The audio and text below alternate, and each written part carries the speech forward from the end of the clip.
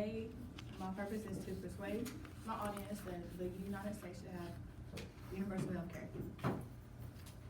I say this because healthcare is essential for everyone, and regardless if you're in tip-top shape or the bottom of the dumps, you're gonna need to see a hospital or a general practitioner or anybody throughout your lifetime. And your income should not determine whether you have access to these facilities or not. In 2017, the United States spent $3.5 trillion, which equates to $10,739 per person on healthcare. It grew 3.9% from 2016 to 2017. But healthcare is a large portion of our gross domestic product, which the United States uses 17.9% of for healthcare.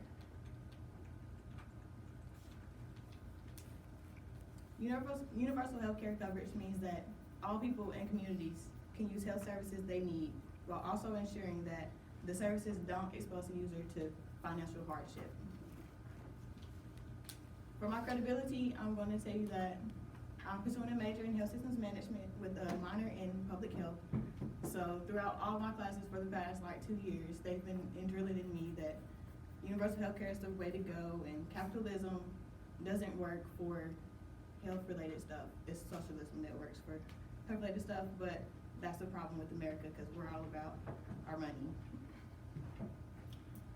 So my main points, I'm going to tell you how much the U.S. spends on health-related affairs, how universal health care is helping women in other countries, and I'm going to argue that access to health care is a right and not a privilege.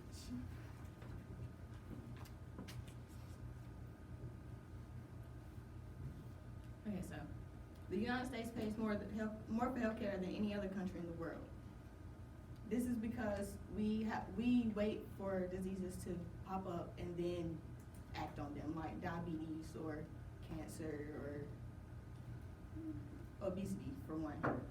If we have access to health care along the way instead of at the end, it'll help us from spending big bucks on diseases that are preventable. Why not cut spending on health-related affairs while also supplying everyone with access to care? According to BBC News, the United States spent 17.9 GDP on healthcare in 2016, compared to the UK, whose GDP was 9.7% on healthcare, and they have a universal healthcare system. The life expectancy rate in the US is lower than average. This is uncommon because most times countries who spend more on healthcare have a longer life expectancy rate.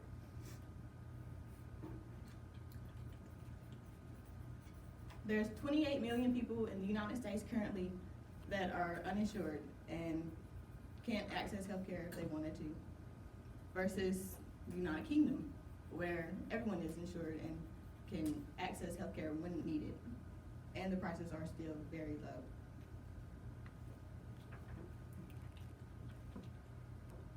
In the summer of 2017, the Commonwealth Fund ranked nations on the healthcare system performance rankings. As you can see, the United States ranked 11th on the list, and 11th is last, so we have the worst system out of everyone.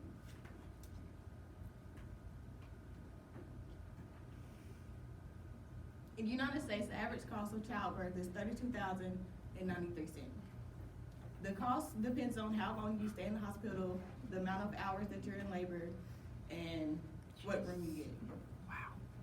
Oh yeah, and it also depends on how many babies you have, because if you have twins, yeah, double.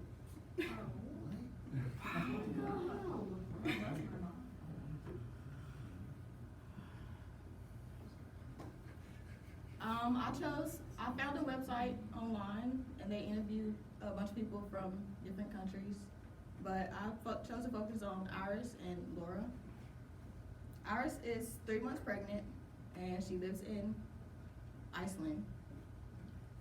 The biggest unexpected cost medical cost that she paid was $150 for a dermatologist visit. She pays $100 a year maximum on health care, but it's usually lower for a typical person that's not pregnant, ranging from $10 to $20 a year. Laura is unemployed, and she has a 10-month-old son. And the most she paid during childbirth was $40 for a private room. So that's great compared to our $32,000 up here in the United States. But she lives in Canada and Iris lives in Iceland. As you can see, we keep seeing how good it could all be, but it all comes down to the question of what the United States values. Lack of insurance costs 44,789 deaths per year. This increased our risk of death by 40%.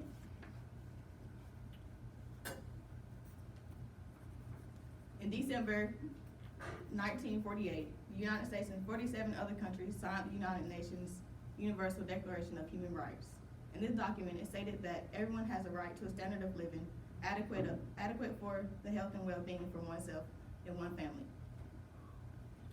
This bill was later reviewed in 2005. Yeah, it was reviewed in 2005, and it just later stated that they got the World Health Association who involved, and they revised the document to say that everyone should have access to health care services and should not suffer financial hardships when obtaining these services. On another personal level, this past December, my brother was diagnosed with a mental health disorder, and he had to go to some mental health facility for 72 hours, which they held him and got him the right medication. But after the 72 hours, he had to come back home, and they then told him the pills that he was on were going to cost $1,000 for the first pill and $500 for the second pill.